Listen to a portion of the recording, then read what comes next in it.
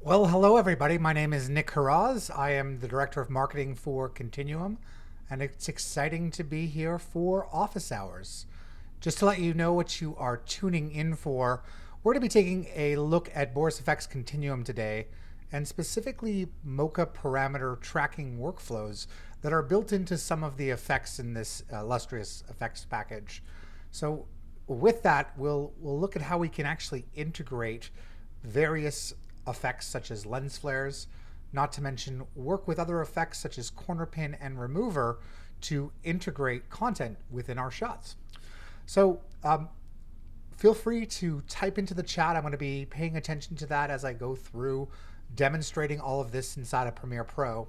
But just note that the workflow that I will be showing can be equally applicable to a ton of other applications as well, being DaVinci Resolve and even Avid Media Composer when working with Continuum inside of those applications too. Cool. So that's what you're in store for. And just before I hop into Premiere, I also just wanted to mention recently Boris FX has started a Discord channel. And if you have questions specifically about Continuum-based content or any other of the applications as well, Mocha Pro, Sapphire, feel free to hop on over to Discord and strike a conversation with me or a number one of us here at side of Boris FX. So I'm going to share my screen and then just hop over here to my desktop where, get rid of that infinite tunnel view, I'll give you a little QR code that you can check to sign up for Discord. So feel free to take a snapshot of that now. And if you haven't taken it in the next 20 seconds, I'm going to bring this up again at the end of our training session. Cool. So without further ado, just going to hop back here for a second to full screen. I'm going to now hop inside of Premiere Pro, where we can take a look at some of the Mocha Parameter tracking built into Continuum-based effects. All right, cool. Share my screen. And just want to make sure right now that everyone sees my Premiere Pro interface. So if anyone can give me a thumbs up there in the chat that you're able to see and hear me, that would be amazing. Cool. So right now I'm actually in the assembly workspace inside of Premiere Pro. I tend to enjoy this workspace just because it gives me a little bit more room in viewing the program monitor versus the source monitor and program monitor side by side. And just also a ton of real estate when it comes to effect controls, which really comes in handy with BCC effects that have tons of properties and parameters that we can switch and manipulate inside of our video editing workflows. So one thing to note about Continuum is that there's essentially two ways that we can go about using Mocha in our workflow. One that you might be familiar with is Mocha masking, and that is where we can limit an effect to a specific region of our frame, such as we might want to use Beauty Studio for cosmetic-based retouching, and with that limit the retouching specifically to our subject's face. Where that is a great workflow, in some cases, we want to be able to track just the position data of a specific effect, maybe like a texture or an element like a lens flare, and then transfer that data over to that effect. And that's where Mocha Parameter tracking comes in. And this is built into several effects as well. Just before we begin, the shot that I have here has a lovely sunset there in the background. I'd just like to track a lens flare to that using Mocha Parameter tracking. I'm just going to show you how easy this is to integrate. So first off, in my effects tab, I'm going to start by doing a search for lens flare. A few different effects are going to show up here inside of BCC lights. And the one that we're interested in right now is BCC lens flare. We are not going to use the BCC plus lens flare effect. However, I have this feeling in the near future that's going to have some Mocha Parameter tracking that we can take advantage of as well. Anyhow, let me drag BCC lens flare 3D in this case onto a clip. And we should see that we now can see the lens flare on our shot. However, it's definitely not tracked to the scene. Now there are a ton of properties and parameters that we can take advantage of here within this effect. And right now we're staring of one of several different presets that we can also, take advantage of. In order to see more presets, what we want to do is access the effects browser. So I'm going to click on the effects browser, and here, number one, we can see the lens flare currently over our clip. However, if you ever work inside of here, know that we can control this preview in a few different ways. One is I can choose to composite this instead over a checkboard background as well in order to see the lens flare there in my scene, as well as over black to see this better as well. We can also open up a comparison viewer so we can see the lens flare on one side followed by our original shot on the other. Now when it comes to lens flares, there's just several of these to choose from, and even more if you look at BCC plus lens flare. But if you're looking for something in specific, we can do a search here at the top. And in fact, I'm just going to search for sun. I'm going to follow that with the return key, and we can see two presets actually that I can choose from. And if I single click on one of these presets, we should see it update here within our preview window that we can take advantage of. And once we find that preset that we like, we can simply apply that to the scene. Again, it's not tracked, but we were able to have that preset update. And if we ever need to go back to the effects browser, we simply just enter that again. And in fact, we could choose from several other presets as well, such as, in fact, I think I'm going to go with bright pop in this instance and just apply that once again. Okay, so we have this lens flare, and it's worth taking a look at all of the properties that exist inside of this one effect. So right now, this lens flare only has a certain amount of elements that are turned on, and those can be identified by whatever is checked. So this lens flare consists of your basic flare, some rays, as well as some polygons and disk objects. And if I simply click on one of them, you may be able to notice in the program monitor that part of the lens flare turning off and on. Same thing true here with polygon, rays, and of course your center flare. This could be great just to, depending on how we're trying to integrate lens flare into our scene, we need certain elements to mimic real-world lens flares in certain situations over others, and having this control of each of these individual properties is just great to have. In addition to that, when you start to play with these elements, such as in this case, I'm actually going to turn on a chroma hoop. Just underneath that checkbox exists the parameters for that individual element. That's here where we could choose to scale as well as fine-tune that element to get the look that we're going for over this particular footage. And in fact, I just want to bring down the overall intensity here to a lower value. Let's go here with about 12. I'm going to twirl that back up, and you can take just a brief peek at some of the others, such as textures and chromatic aberration that we can also add to the scene. But this is all about tracking. So let's get this lens flare inside our shot and then just make a few other changes right after that. In terms of parameter-based tracking on BCC effects, what we need to do is go to a section called Motion Tracker, Mocha, and this happens to be at the bottom of the effects panel. This is its current location. If we choose to twirl these properties, there's a nice little handy button here called Mocha Motion Tracker that we're going to take advantage of. Once I click on this, we launch Mocha directly from that Continuum-based effect. And we can see here that we get a folder here in our Layers panel called Effect Trackers. And the one tracker that we have access to is the light source. So the crosshair is the actual light source that we want to attach it to. And then we have this outer region, which represents the searchable area. And it just so happens that as I look at the motion in this clip, I'm currently on the first frame.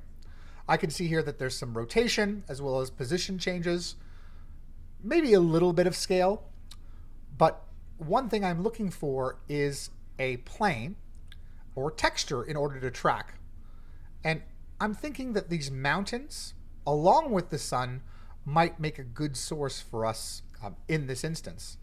And in order just to make sure that I get a little bit more of those mountains, I'm going to extend this light source search area just to be a little bit bigger there. Now, this comes at an expense, which is that the larger the source search area you make, the longer it is essentially going to take to track. But this is going to help us in the long run make sure that our lens flare is nice and tracked to that sun. So now that I've made these adjustments to the light source, the one thing that's going to allow us to track is this gear icon that's already turned on for us here at the side. And how we track is all available to us here in this essential panel, this essential workspace. And hi, Seren, I just see that you said hello from Denmark. It's great to see you here. So in this case, I'm going to be tracking translation, scale, and rotation. If there wasn't a lot of scale movement in this shot, which there isn't, I can't really get away with not tracking rotation. So just keep in mind, because I need rotation, I want to make sure that this is going to be active as well. And once we've decided on that, it's really as simple as then deciding whether to track forward and backward. And since I'm on the first frame right now, I want to click on this track forward button and watch it go. And we can see here, currently on my iMac Pro, this tracking is taking place pretty fast. And not to mention, based on the texture that I chose, the light source seems to be nicely sticking there to the sun that I picked.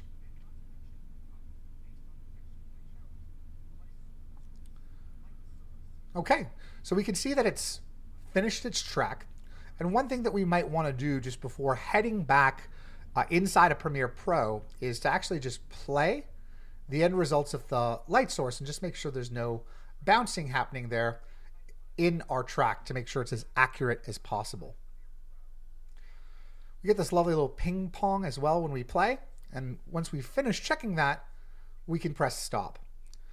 Now, one thing that I think is extremely helpful in continuum-based workflows happens to be that this track that we just performed, we can save this for future uses in other effects that support parameter-based tracking. Same thing happens with Mocha and how it's integrated to allow you to mask effects. If we go up to the File menu, you'll just notice that we have the object to not only save a project, but export a project.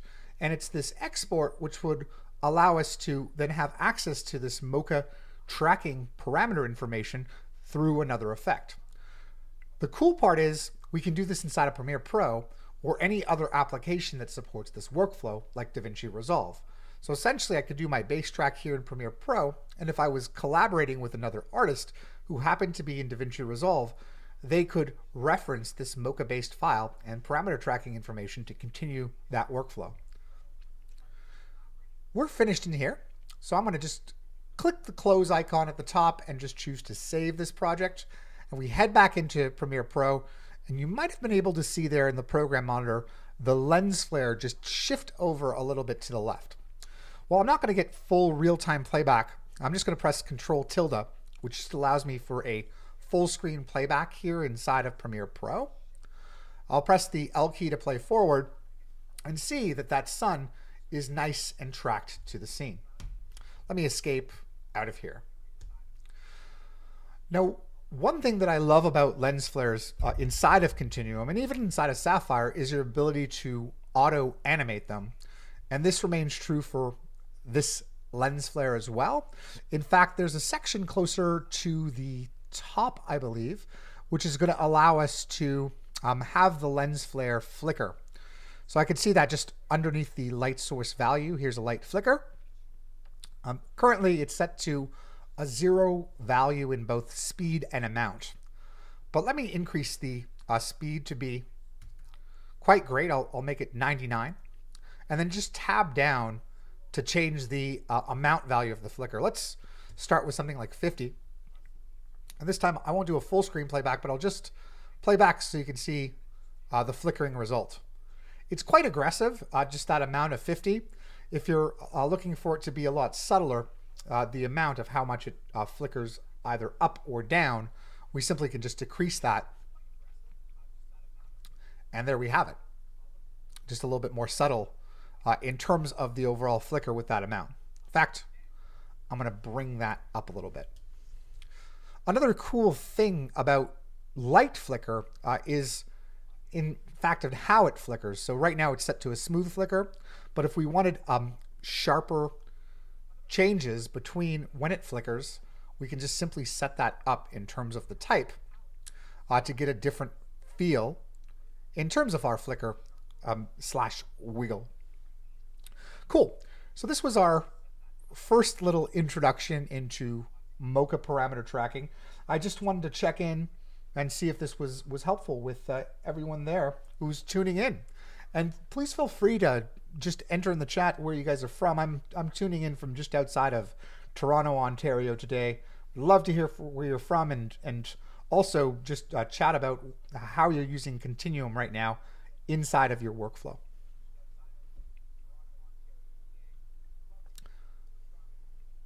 Cool. I'm going to twirl up that BCC lens flare effect. And now let's move on to an actual additional example in terms of how additional parameter-based tracking is integrated into Continuum.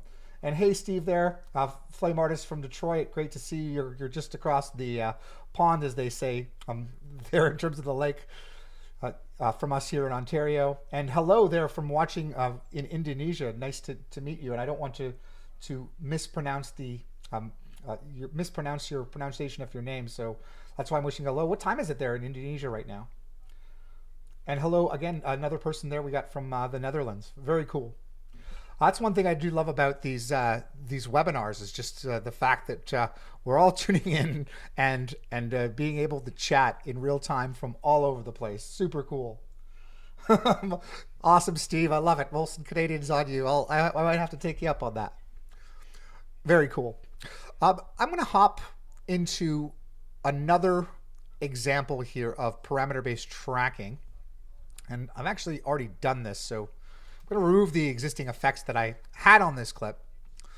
And I have a subject here where I might want to do just a little bit of cosmetic retouching. And there's a few ways that I could go about this example. If I was looking to do the overall face, that's where Beauty Studio lies in, where I could apply that. It applies layers of cosmetic makeup, and then I could limit that, as mentioned earlier, through Mocha masking. However, there is another kind of effect that I'd like to introduce you to, which is called Remover, which is great for specific spots on a subject's face and sort of acts like a clone tool. And what's cool about that is in some video editing application, you just don't have access to a clone tool, not so much in Flame or in a motion graphic application, but I think it's really nice to be integrated in various Continuum-based effects. So I'll do a search right now for this clone-based effect, which is called Remover. We're going to find that in BCC's image restoration category. I'm now going to just drag this to the clip. Continuum in general has on-screen controls that we can take advantage of inside the areas where you're browsing for effects, but also in many cases in the host. And this is also true inside of Premiere right now. There are two crosshairs I'll just draw your attention to in the program monitor. One essentially acts as the area that I will be cloning to, the end destination, and the other happens to act as where I'm cloning from, the source of the clone, so to speak.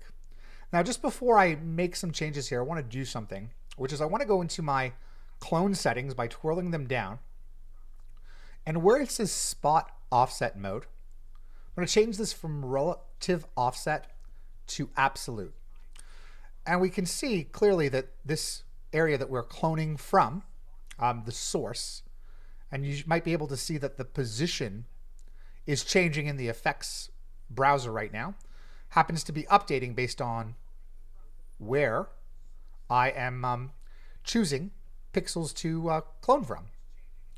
So I'll set up an area here relatively close to the spot that I want, the destination that I want to set up. I'm thinking just right over here, and I'll just perfect this spot here, the second spot, the destination, to what I want to cover up. Okay.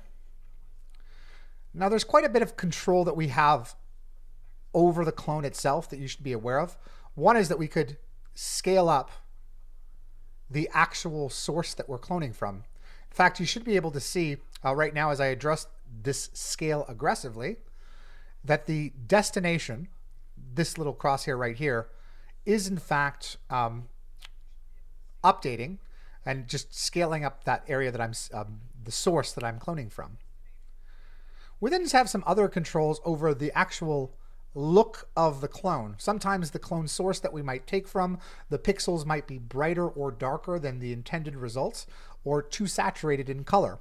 And we could take some of these parameters like clone color and adjust it, so basically dial back it, so to perfect the way that it's going to be cloned over the area that we're going to. Then we have control over feather, and so on and so forth to take advantage of.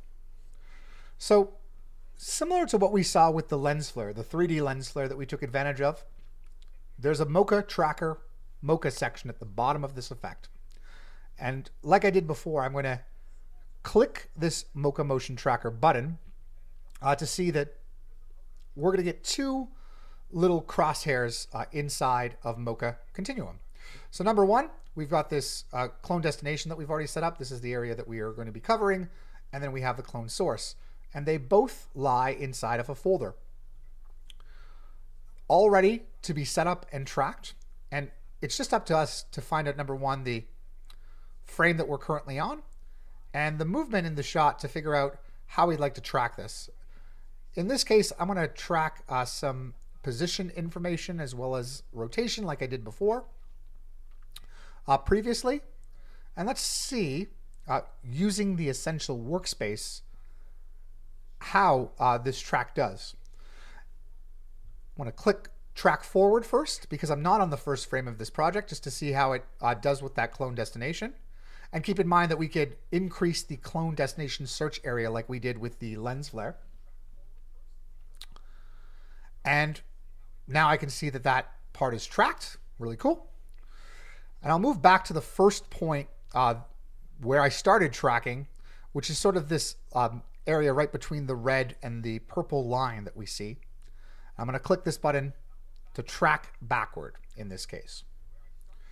So this essential workspace, I would say, is just great for your basics inside of Mocha and Continuum. But if you work inside of Mocha Pro and are used to other workspaces, keep in mind we have access to those here as well, such as your classic workspace, which can allow you to fine-tune these tracks a bit more in those situations where you need it. So it's doing a pretty good job with the track, in this case of the backward track. And once again, once it's complete, I'll do just a double check here by playing this back and forth. And you should note that we could add, like in a situation like this, several instances of remover, setting up different sources and clone destinations to take advantage of in order to do the retouching that we're looking for, or that might be called upon us by the production or post-production department that we're working with. So once again, I'm just going to click on this close button to go back inside of Premiere Pro. And I'm going to just turn this effect on and off so that you can definitely see the area that the clone and where the destination is. Move my playhead here to the beginning, and let's just take a look at this close up to see the end result. Again, I can increase the feather, and in this case, I'd probably want to also decrease the scale because I increased it too much in the previous example, and we still have control of that after we've performed our parameter-based tracking here inside of Continuum, which is just great. Very cool. Now, rather than take you through another remover example, I already have just one set up, which I wanted to show you here in my timeline. And let me just show you the before by turning off the effect. I wanted to get rid of this text here on the bridge. Simple pan down in this case. And I just used two versions of remover, selecting different areas in order to move that sign and have it tracked out of the scene simply using some parameter-based tracking, which is great. Could be a little bit of fine-tuning here just on the line by shifting the position values inside of remover, but it does a pretty good job of removing that sign there on that pan-based shot.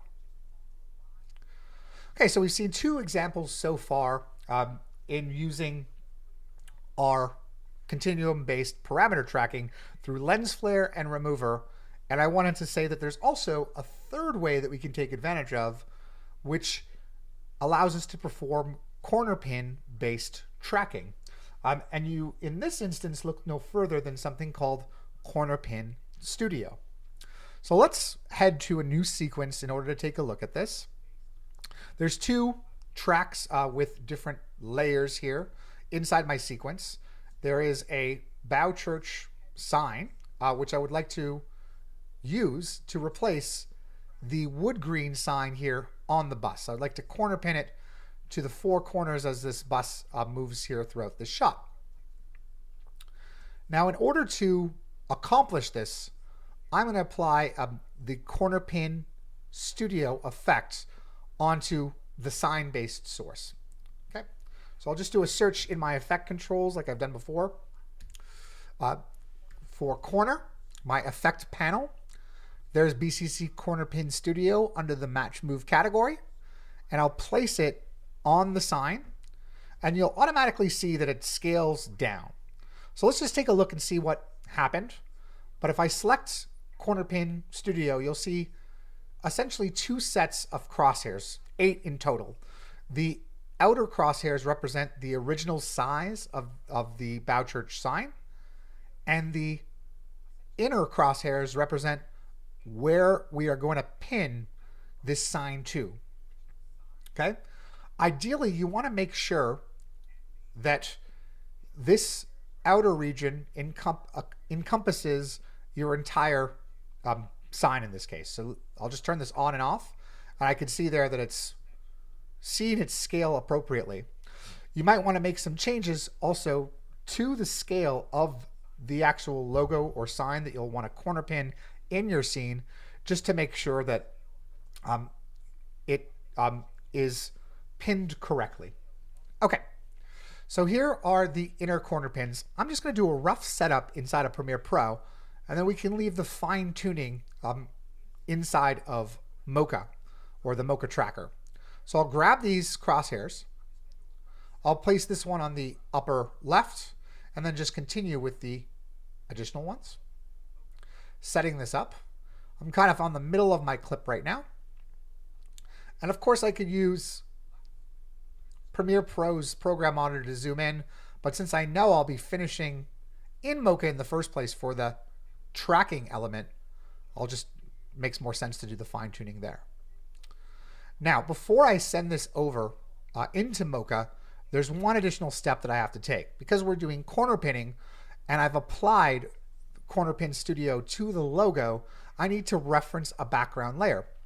And our workflow is set up appropriately where we're going to apply the foreground/insert. But before I go to Mocha, I just want to identify that on video 1 is the background layer, or essentially what we're to use to track the bus. Okay, now that that's set up, I'll, like I did before, twirl open the Mocha tracker, Mocha properties. I'll click here on Mocha Motion Tracker, and voila, here we enter into Mocha Continuum again. Now, one thing to note, in this case, I'm just going to press the Z key temporarily, which opens up the zoom tool and will allow me to get a better view here of the wood green sign. I'll follow that up with not playing. Let me go back to where that sign was set up. I'm actually going to use the X key temporarily in order to pan across the scene here.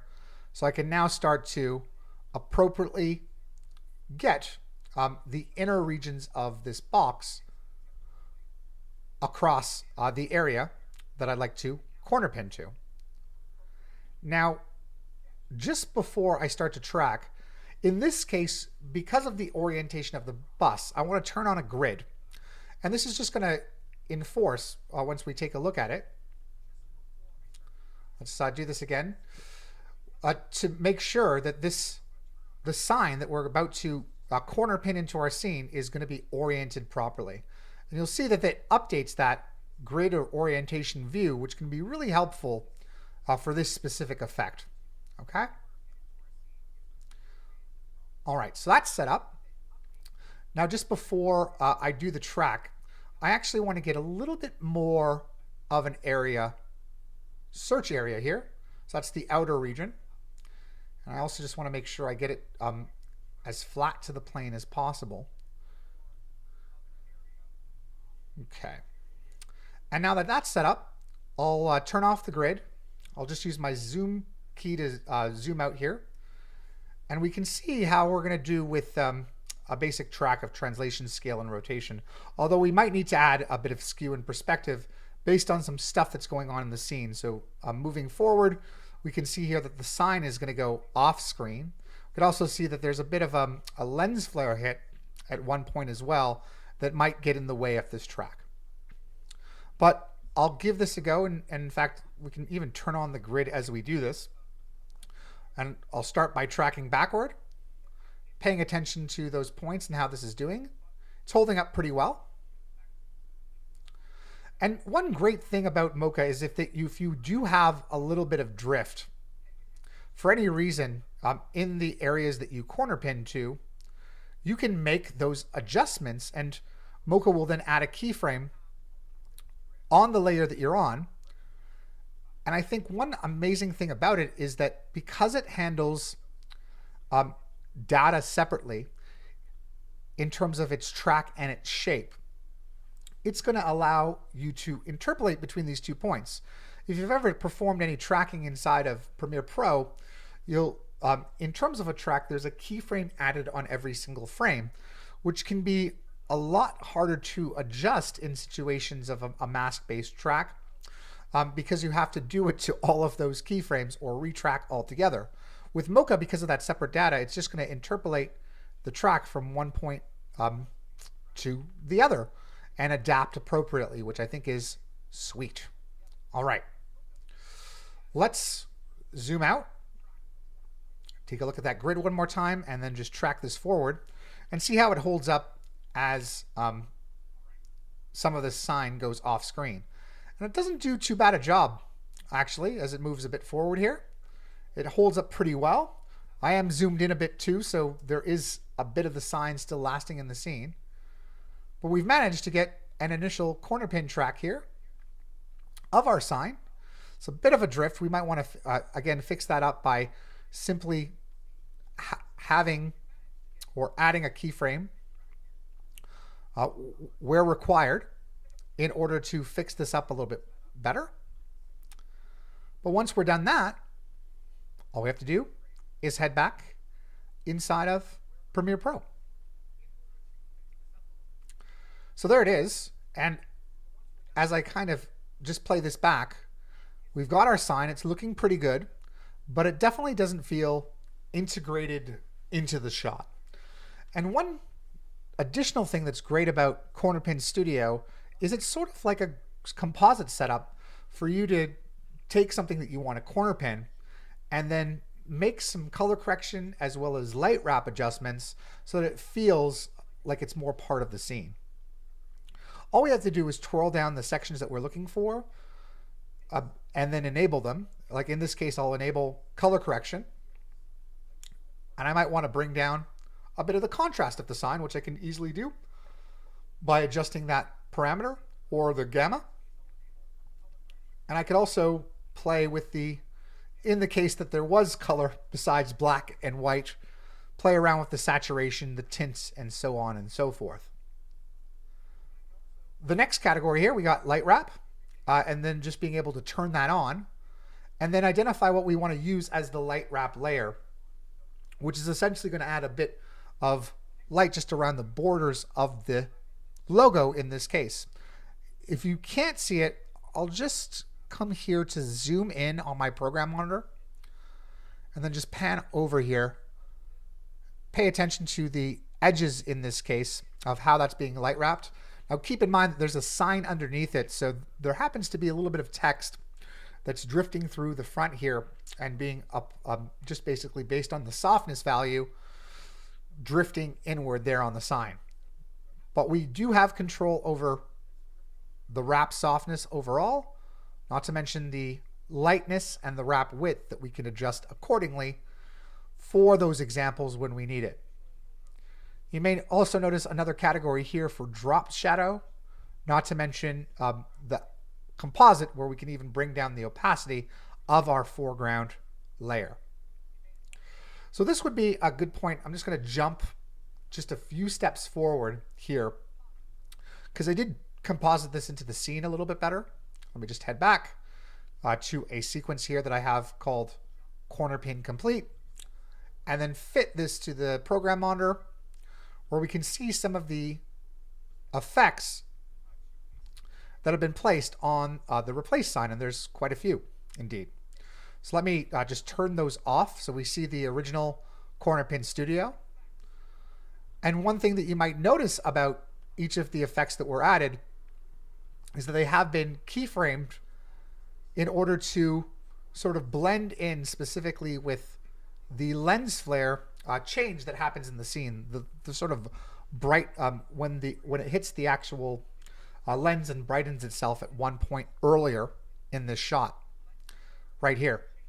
So we can see here that one thing that was taken advantage is your lumetri color, and specifically your color. The color wheels were adjusted here with a slight change towards blue in both the shadows and midtones, and also just an increase in the shadows and in midtones in terms of their levels. That was just keyframed over time, so when the hit happened, they were much higher, and right after the lens flare goes down, they're brought to more neutral values. This was then basically mimicked or duplicated with a light sweep, and that sort of gave a little bit of, if you can see it here in the sign, zoom in here to 200%, and we'll just pay attention to the number 2 in this instance. You'll see that it's almost like the light sweep acts as an extension of the lens flare. And again, it only brightens up at that time when the lens flare floods the actual lens of the camera and then goes down. This followed by some blur was then added just to blur the sign based on the movement in the shot so it didn't look so sharp. And last but not least, an effect called BCC match grain was also added, essentially sampling grain from the video 1 layer using a monochromatic grain. And you can see here one thing that you want to do with grain, this is not set to this by default, is set it to final output. And this combination of effects gave the end result of just fitting this sign through parameter tracking here inside a Continuum. Cool. So I'm just checking in here. Thanks, Sarun, for that. And greetings from Germany and Iran. I didn't see you guys earlier. So great stuff for you guys to be here. And thanks so much for tuning in. And 1:50 a.m. in the morning, you are a trooper turning in from Indonesia. Good for you. How are you guys finding the content so far of what we've covered with Mocha Parameter tracking? Do you guys find this useful for your workflow and something that you're going to employ?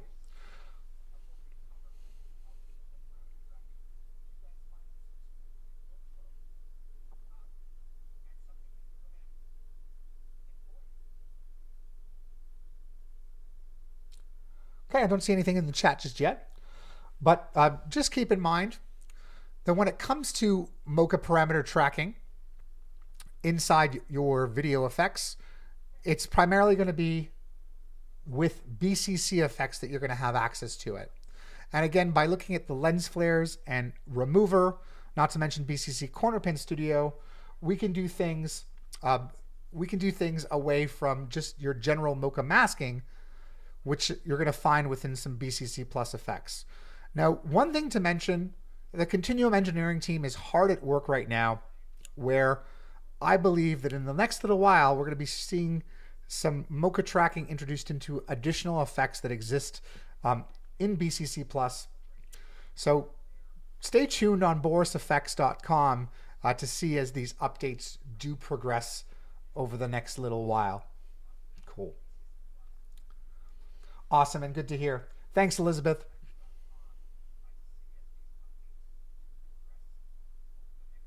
That's really cool, Seren.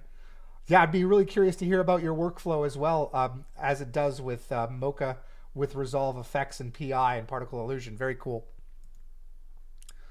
Okay, I just want to just head here to full screen again and just say, I would love to hear in the chat or through the forums on Discord, feel free to reach out to me when it comes to Continuum and stuff that you would like to become more familiar with in terms of an office hours. So again, you can let us know on the Discord channel. That was a link I put up a bit earlier on my desktop, and I'll do that there in a second again.